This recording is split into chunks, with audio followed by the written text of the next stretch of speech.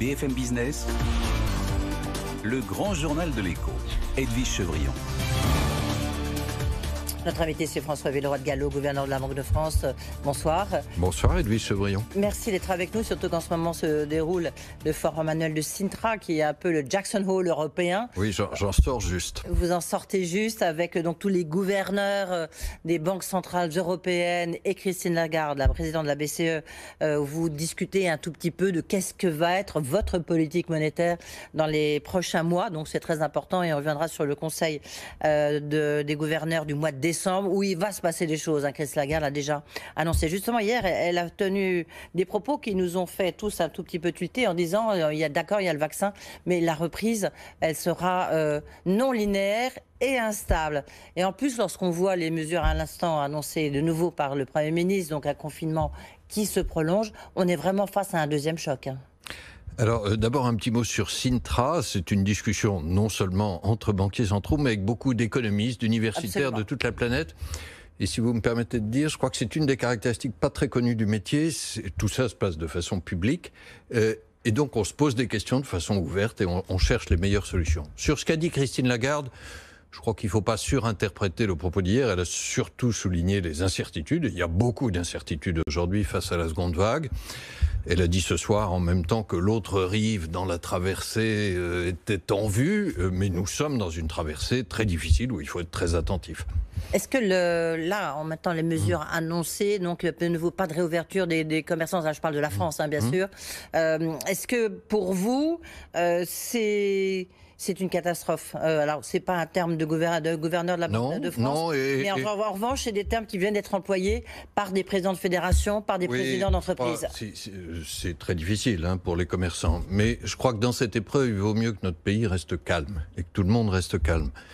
Qu'est-ce que nous voyons, nous, sur l'activité économique et que nous avons publié lundi dernier? C'est que l'effet de ce confinement est douloureux, moins 12% d'activité, mais que comme nous réussissons à travailler mieux, notamment dans les usines, sur les chantiers, en télétravail, ce moins 12%, c'est 3 fois moins négatif que ça ne l'était en avril. Donc nous avons progressé sur la façon de travailler tout en protégeant les salariés.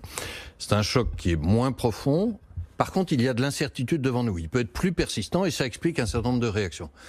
Je n'ai pas regardé précisément ce qu'a dit le Premier ministre ce soir, et moi je n'ai pas de compétences sanitaires. Il m'a semblé qu'il y avait à la fin de son propos quelque chose d'intéressant pour tracer une perspective, donner un peu les repères, quels sont les indicateurs qu'on va suivre, le nombre d'infections et puis le nombre d'entrées en réanimation, et en fonction de ça, quelles décisions on prendra, avec quand même un bon espoir que je partage de réouvrir les commerces le 1er décembre, avant Noël. Oui, donc pour vous, c'est quand même important. Ça peut modifier votre perspective sur l'année 2020. Ce moins 12%, Edwige Chevrillon, je précise, tient compte de la fermeture des commerces non essentiels. Jusqu'à quand? C'est sur le mois de novembre. D'accord. Ensuite, on verra si on peut réouvrir les commerces. Le moins 12% pourrait devenir un peu meilleur ou un peu moins mauvais en décembre. Mais je souligne qu'encore une fois, c'est une grande différence par rapport à avril. Les usines, les chantiers tournent et les services aux entreprises, je ne parle pas des services à la personne, mais les services aux entreprises résistent bien. Oui, mais vous dites qu'il serait quand même souhaitable sur le plan économique qu'on puisse réouvrir au 1er décembre. Oui, j'ai bien compris vos propos. Edwige Chevrillon, là aussi, je crois qu'il faut rester très calme. Nous sommes en face à une crise sanitaire qui est extrêmement lourde. Nous avons tous intérêt, tous les Français, à ce qu'elle soit dépassée. Donc on est tous responsables aussi de l'amélioration des indicateurs dont a parlé le gouvernement. Et je crois qu'il faut que nos comportements à tous... je vais le dire autrement, je ne fais pas de vrai arbitrage, en tout cas binaire, entre la situation sanitaire et la situation économique. Le retour de la confiance sanitaire, c'est le meilleur atout économique pour l'avenir. Voilà. À Sintra, Christine Lagarde a dit... Alors je précise, c'était un Sintra. Sintra d'habitude c'est au Portugal, mais là c'était un Sintra virtuel. Virtuel. À Sintra virtuel, bien sûr. Christine Lagarde a dit que c'est une crise économique très particulière. C'est-à-dire que c'est une crise économique qui n'est pas industrielle, qui n'est pas financière, mais c'est une crise économique de services, mais du coup avec des conséquences quand même assez graves sur l'emploi. Oui, alors je crois que ce point est assez important. D'habitude, quand vous regardez une crise économique, par exemple la crise de 2009-2011, c'est d'abord l'industrie qui est frappée. Et là, c'est une catégorie particulière de services, ces services à la personne dont je parlais tout à l'heure, ces services de proximité. Alors ça a un avantage et quelques inconvénients, et puis ça a surtout une conséquence en termes de politique économique. L'avantage, je le disais tout à l'heure, c'est que l'industrie, la construction, les services aux entreprises, eux, sont beaucoup moins touchés que dans une crise habituelle. L'inconvénient, c'est que ces services à la personne, ils sont souvent fortement pourvoyeurs d'emplois, et puis il n'y a pas de rattrapage possible. Vous n'allez pas 2 fois plus au restaurant parce que tout à coup les restaurants sont réouverts. Il y a une conséquence qui, elle, est très importante sur le plan de la politique économique, c'est que cette crise est plus différenciée entre secteurs. Et elle est d'ailleurs plus différenciée entre personnes. On sait que c'est les jeunes qui sont plus touchés, et peut-être aussi les plus vulnérables en termes de revenus. Et ça, pour avoir des réponses différenciées, pour bien cibler les secteurs économiques et les personnes qui sont touchées, c'est la politique budgétaire qui est le mieux armée. La politique monétaire va beaucoup aider, va continuer d'aider, on va sans doute en parler, mais c'est très important d'avoir une politique budgétaire qui cible bien les secteurs économiques en cause et les personnes en cause. Je dis tout de suite en toute indépendance, parce que comme vous le savez, la Banque de France est indépendante de tous les partis politiques. Je crois que globalement, notre pays a bien fait ce ciblage vers les secteurs et les personnes les plus touchées. En même temps, les personnes les plus touchées, est-ce que vous pensez qu'il faut aller plus loin? Parce qu'on a bien vu que les inégalités se sont accentuées avec cette crise. Est-ce qu'il faudra qu'à un moment ou à un autre, le gouvernement se penche vers les plus pauvres? Je crois qu'il faut être prudent sur les inégalités et la situation des ménages. Grâce à l'amortisseur public qui a été massif en France, comme chez nos voisins européens, alors que le choc est sans précédent, Edwige Chevrillon, globalement, je dis bien globalement, le pouvoir d'achat des Français cette année pourrait être presque maintenu. Ce qu'il faut pouvoir cibler, c'est un plan sur les jeunes. Alors cet été, il y a eu un plan qui s'appelle Un jeune, une solution. Il faut peut-être le renforcer pour les jeunes non qualifiés, mais c'est au gouvernement de voir. Et puis, en ce qui concerne les personnes les plus défavorisées, les plus bas revenus, il y a eu un certain nombre de mesures exceptionnelles qui ont été annoncées. Il faut bien sûr être très attentif aux inégalités, mais je souligne, ces mesures d'urgence, elles sont très, très significatives. Edwige Chevrillon, on a beaucoup parlé des 100 milliards du plan de relance qui sont devant nous, là, 2021-2022, mais les dépenses de cette année, c'est presque 100 milliards aussi d'urgence pour amortir le choc pour les Français et les PME. Oui. La grande question maintenant qu'on se pose, notamment à les observateurs, c'est savoir quel outil de politique monétaire vous allez pouvoir mettre en place pour soutenir l'économie française, mais évidemment européenne. Alors, il y a un conseil de gouverneurs, je le disais, en décembre. D'après les déclarations qui ont été faites par Christine Lagarde, en fait, ça a conforté le scénario d'une augmentation, notamment d'un des outils du programme d'achat de la Banque Centrale Européenne. À quoi faut-il s'attendre? Alors, Edwige Chevrillon, je vais vous dire tout ce que je peux vous dire ce soir, sachant qu'évidemment, je ne vais pas vous dire ce que nous allons décider, c'est encore ouvert. Mais d'abord, nous allons recalibrer nos mesures, comme nous employons ce mot, nous allons recalibrer nos mesures monétaires. Et je voudrais partager avec vous 2 orientations. La première sur ce que nous regardons et la seconde sur l'horizon auquel nous regardons. Sur ce que nous regardons, bien sûr, nous regardons l'inflation et l'activité, c'est nos boussoles traditionnelles. Les 2 sont trop faibles aujourd'hui et nous disent qu'il faut continuer d'agir résolument. Mais nous regardons aussi un concept qui est moins connu et qui est très important, c'est ce qu'on appelle les conditions de financement pour tous les acteurs économiques. Et je dis bien tous les acteurs, c'est les acteurs privés, c'est les entreprises et les PME, mais c'est aussi les ménages et leurs crédits immobiliers. Et c'est aussi les acteurs publics comme les États, et c'est important de regarder ça, parce qu'on le disait tout à l'heure, face à cette crise, la politique budgétaire doit être mobilisée. Et donc, nous devons maintenir des conditions de financement qui soient très favorables et qui soient prévisibles. C'est quoi les conditions de financement? Et c'est ça que nous regardons précisément. C'est la bonne combinaison de toute une série d'éléments que nous regardons. C'est quel est le volume des prêts disponibles, quel est le taux de ces prêts, quel est l'accès des entreprises aux fonds propres, quel est le taux de change. Nous regardons, voilà, une combinaison qui donne un indice des conditions financières. Et jusqu'à présent, je crois que c'est important de le souligner, nous avons réussi à maintenir des conditions de financement très favorables. Si je peux vous donner 2 illustrations, la première est française. Les crédits aux entreprises cette année, alors que d'habitude dans une crise, on craint l'arrêt du financement des entreprises, les crédits aux entreprises ont augmenté de 13% en France. C'est les PGE, mais c'est la politique monétaire qui est derrière. Et puis quand on regarde en Europe, d'habitude quand il y a une crise, vous voyez des tensions plus fortes en Europe, ce qu'on appelle parfois dans notre vocabulaire une fragmentation. Et l'écart de taux d'intérêt entre l'Italie et l'Allemagne, par exemple, se tend. Là, il s'est passé le contraire.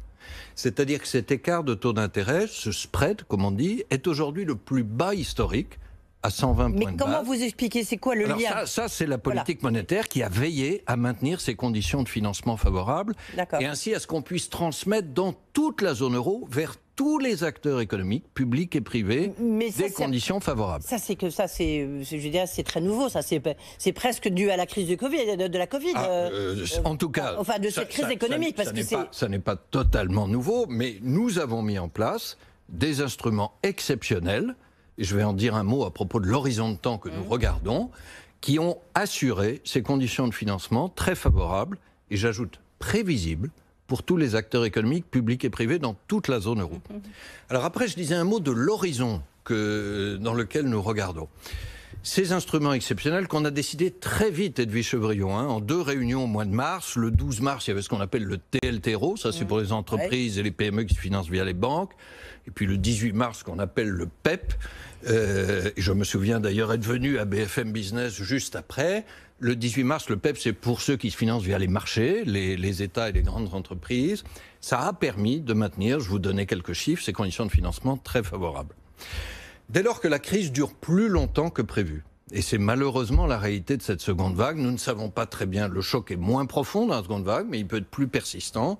Nous ne savons pas très bien la durée, mais dès lors que la crise dure plus longtemps que prévu, il peut y avoir une logique forte à prolonger la durée de ces instruments exceptionnels. D'accord. Voilà, ça c'est un peu les 2 considérations. Je voudrais ajouter une chose très importante, parce que je le disais, ce Conseil des gouverneurs, il est ouvert.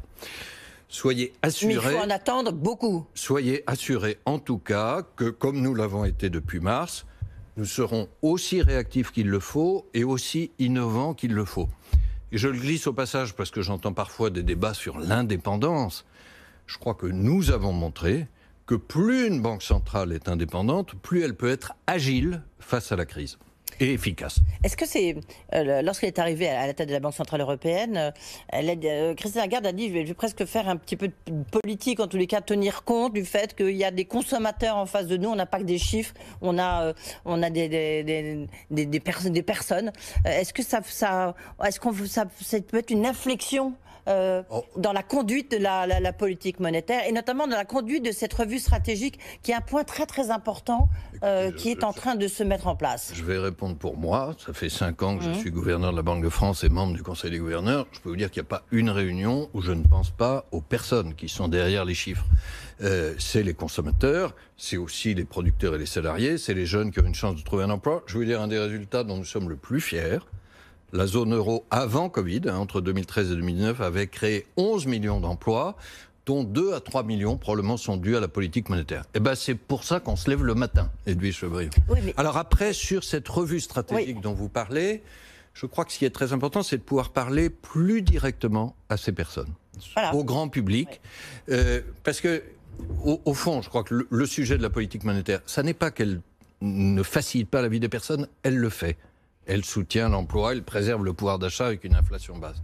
Mais c'est qu'elle est quelquefois dans un langage et vis-à-vis d'un public de spécialistes. Ça peut être des journalistes, les observateurs des marchés, voilà. Et je crois qu'il est très important que nous ayons aussi un dialogue avec le grand public. C'est les ménages, les familles, c'est aussi les entrepreneurs et les PME. C'est une exigence démocratique, mais c'est aussi une exigence économique. Parce que c'est ce grand public, ces acteurs-là, que je viens de citer, les personnes qui fixent les prix et les salaires. Est-ce que ça veut dire, François Villeroy-de-Galhau, qu'il y aura autre chose que l'objectif, l'inflation, que l'inflation? Il y aura d'autres objectifs.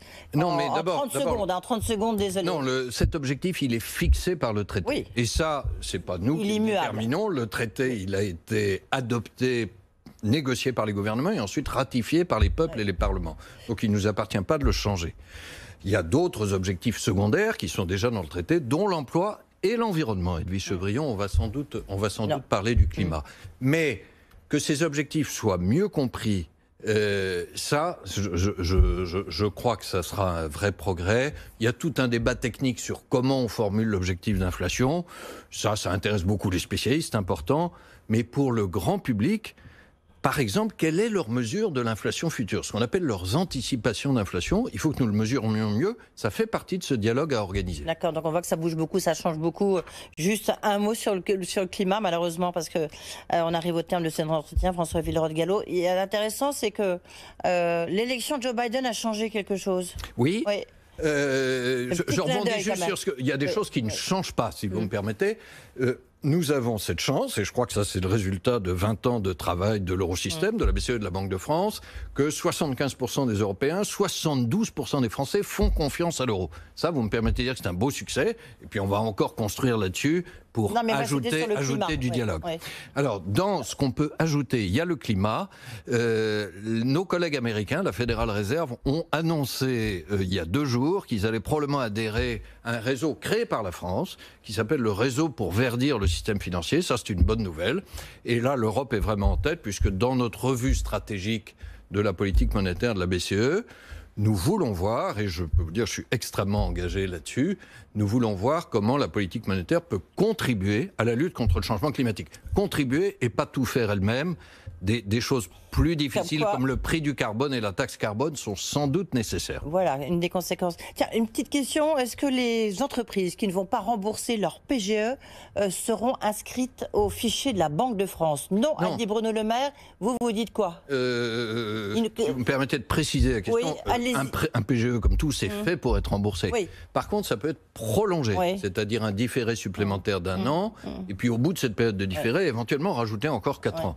Ça, c'est par négociation avec la banque. Les banques ont annoncé qu'elles seraient ouvertes là-dessus. La médiation du crédit animé par la Banque de France est là s'il y a des difficultés. Et s'il y a accord avec la banque, il n'y a pas affichage à la Banque de France, il n'y a pas de défaut de la part de la banque. S'il y a accord avec la banque.